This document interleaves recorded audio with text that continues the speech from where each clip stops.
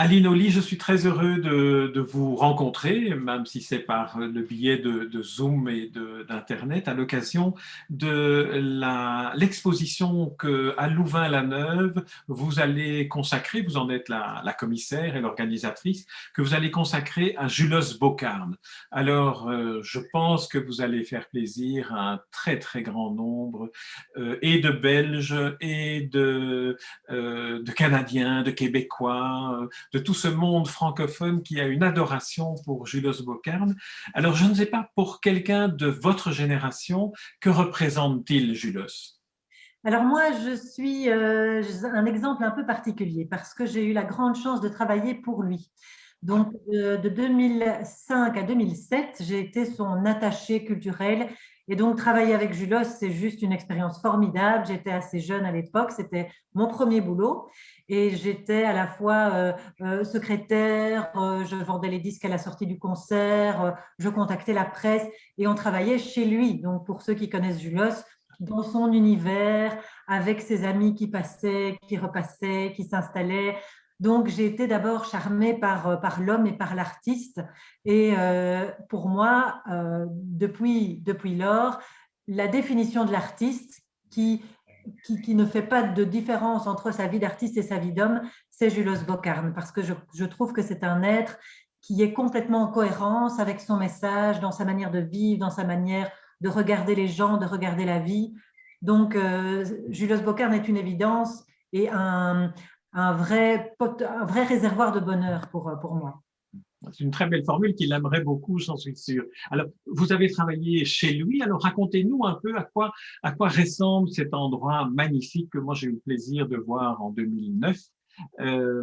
Où l'endroit où il travaille est un endroit qui est assez magique par l'entreposage, je dirais, de tous ces objets qui témoignent de lui d'une certaine manière.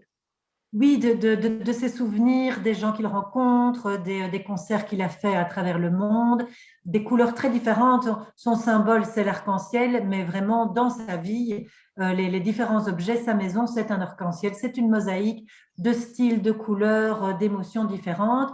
Et ce qui est on est très content parce qu'on a essayé de recréer un petit peu dans l'exposition. On a un grand mur qui représente une très grande photo de son salon, salle à manger, avec son plancher, ses couleurs chatoyantes, son bazar, comme j'ose le dire.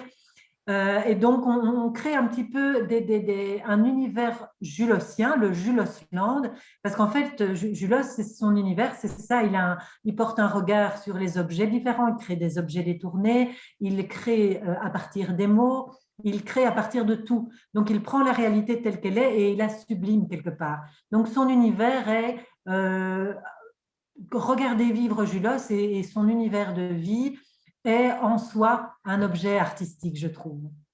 Alors, vous l'avez très bien indiqué, Julius a l'habitude et a l'art de transformer les choses, non seulement les objets pour les détourner, mais aussi les mots et la langue, ce qui en fait un poète très, très singulier que quelqu'un comme André Gauze, par exemple, le grand grammairien, adorait littéralement, tellement il était, Julius, inventif pour travailler la langue comme un corps vivant. Quel est votre sentiment par rapport à ça?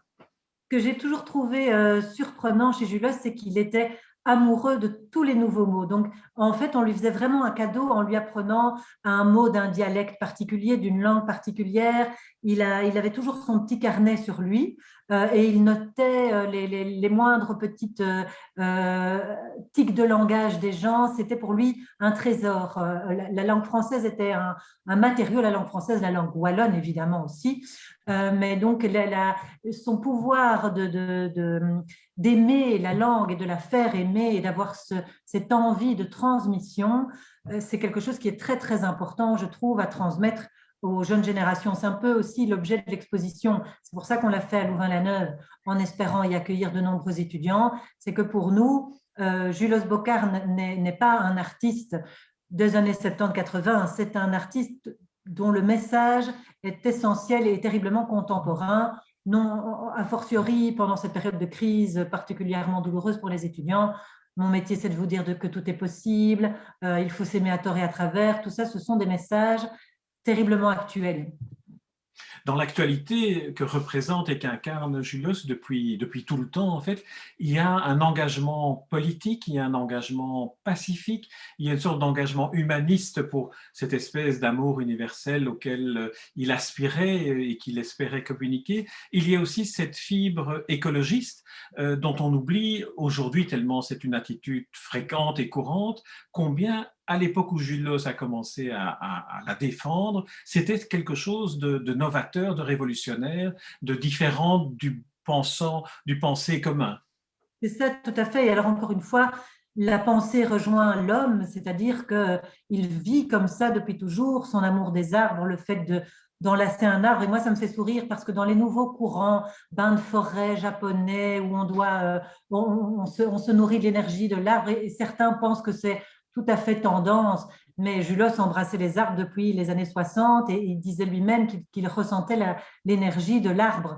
Le Front de libération des arbres fruitiers qu'il a créé en réaction avec cette loi européenne qui disait que les agriculteurs devaient sacrifier toute une série d'arbres fruitiers.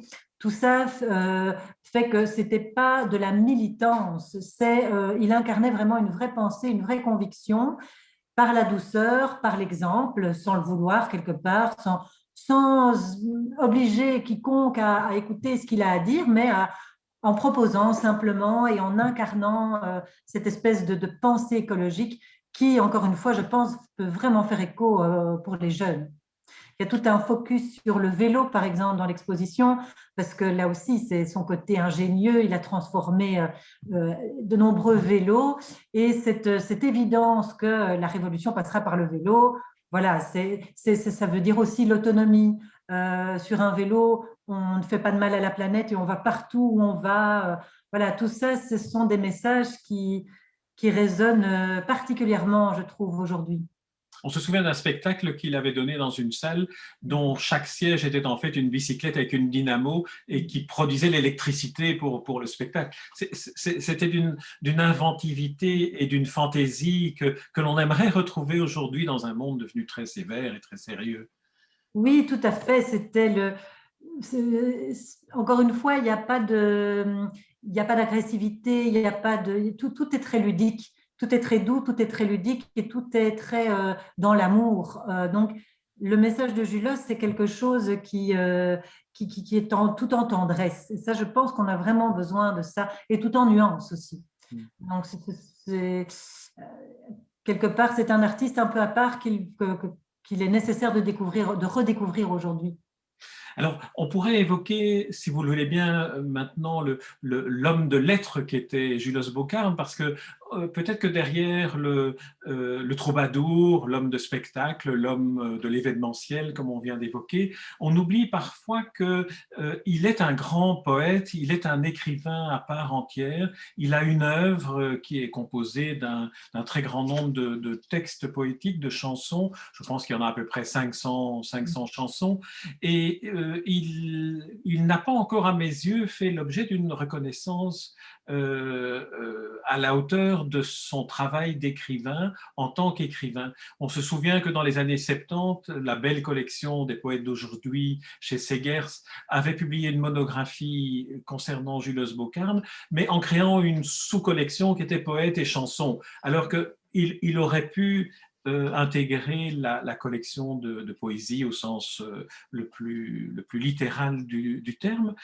Quelle est la manière dont vous percevez et dont vous avez pu mettre en valeur l'aspect littéraire de l'œuvre de Julos Boccarme? Donc, en fait, nous, c'était aussi une volonté d'inscrire cette exposition dans le cadre de l'université de l'UC Louvain, parce qu'on se rend compte aussi que beaucoup, vous citiez André Gauss, mais il y a beaucoup de gens qui ont une grande admiration pour Julos, Jean-Pierre Verhegen, il y a beaucoup de linguistes qui adorent Julos. Et quelque part, Julos a toujours souffert aussi de beaucoup de stéréotypes. On a considéré son œuvre comme secondaire, amusante, ludique, mais on s'est peu penché sur le côté technique aussi, très érudit quelque part. Et donc, cette exposition est aussi l'occasion d'inviter des académiques, des profs. Malheureusement, on ne pourra pas recevoir beaucoup d'étudiants dans le contexte, mais on avait la volonté que cette exposition existe. C'est pour ça qu'on a fait une version virtuelle aussi, où on peut retrouver tous les contenus sur un site internet. parce que la langue de Julos, quelque part, est un peu mise au second plan. Et ici, vous allez le voir si vous venez voir l'exposition, on a vraiment privilégié les textes. On met des textes partout, des textes de chansons, des aphorismes, des virelangues. On a vraiment essayé de mettre en valeur l'homme de texte. Alors, un autre aspect de Julos, mais cette fois-ci de Julos, le poète, lecteur, le découvreur de textes, parfois de textes classiques comme Victor Hugo ou Max Elskamp, c'était aussi pour lui une véritable vocation de transmettre par le biais de la chanson et des adaptations qu'il en faisait de très grands auteurs, de très grands textes que l'on a parfois du mal à attribuer, par exemple, à Victor Hugo ou à Max Elskamp, des textes tellement il se les a appropriés pour lui-même. Oui, oui, alors c'est aussi une facette de lui qui est très cohérente, c'est-à-dire que Julos est très humble et il avait toujours l'habitude de dire qu'il n'allait pas redire ce que quelqu'un d'autre avait dit si magnifiquement, donc il préférait l'hommage quelque part à la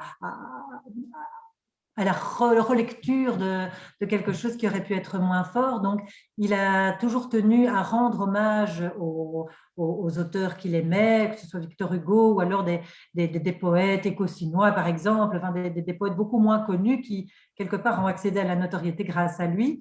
Voilà, donc c'est quelqu'un qui n'affirme pas les choses pour lui, mais par service quelque part, il veut faire connaître ces textes à la postérité, quoi. Le dernier aspect, si vous le voulez bien, mais j'invite d'ores et déjà ceux qui nous écoutent à aller à l'exposition parce que vous avez vraiment décliné sous différentes thématiques la personnalité, les personnalités, serait-on tenté de dire, de Julius Bocarme.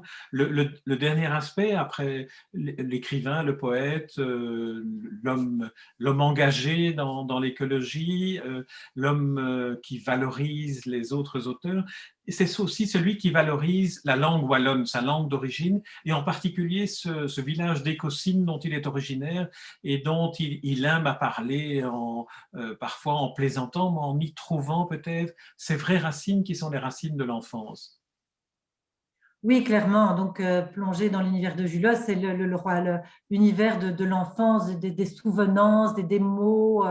Et alors, il décrit d'une façon qui, même les gens de ma génération et les gens, je pense, de la génération suivante aussi, vont retrouver cette espèce de pays imaginaire, hein. Je pense que je crois que même de son temps, c'était pas vraiment comme ça, mais il a tellement le génie pour le sublimer qu'on pense les petites fermes campagnardes qu'il décrit avec les cochons, avec le foin, l'odeur. On se retrouve un peu dans une campagne villageoise, dans un pays idyllique qui n'a sans doute jamais existé, mais qui existe à travers ces mots et qui fait vraiment du bien. Très bien. Eh bien, Aline Oli, je vous remercie pour cet entretien et puis d'avoir découvert que vous aviez eu l'occasion et le privilège de travailler avec Julos pendant quelques temps. Alors, j'invite ceux qui nous écoutent à aller visiter l'exposition dont tous les détails se trouveront sur le site avec les liens vers l'adresse, vers les horaires, vers les dates.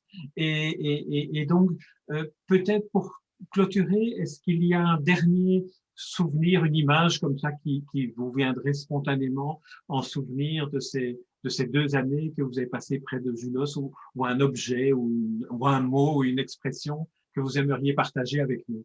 En fait, c'est le titre de l'exposition qu'on a choisi. Mon métier, c'est de vous dire que tout est possible, parce que moi, j'ai rencontré Julos à un âge où j'étais au début de ma vie adulte et de ma carrière, et c'est un message qui m'a profondément marqué, non pas que par le message, mais par la façon dont Julos le traduisait dans sa vie. Et je trouve vraiment essentiel que les jeunes d'aujourd'hui, qui sont peut-être un peu perdus dans cette période, se nourrissent de ça et se disent oui, tout est possible. Julos en a fait son métier, il est là pour nous le dire. C'est quelque chose de très important, je trouve. Très bien. Aline Oli, nous terminerons alors sur cette très belle et émouvante évocation de Julos. Merci beaucoup, Aline Oli. Et à vous.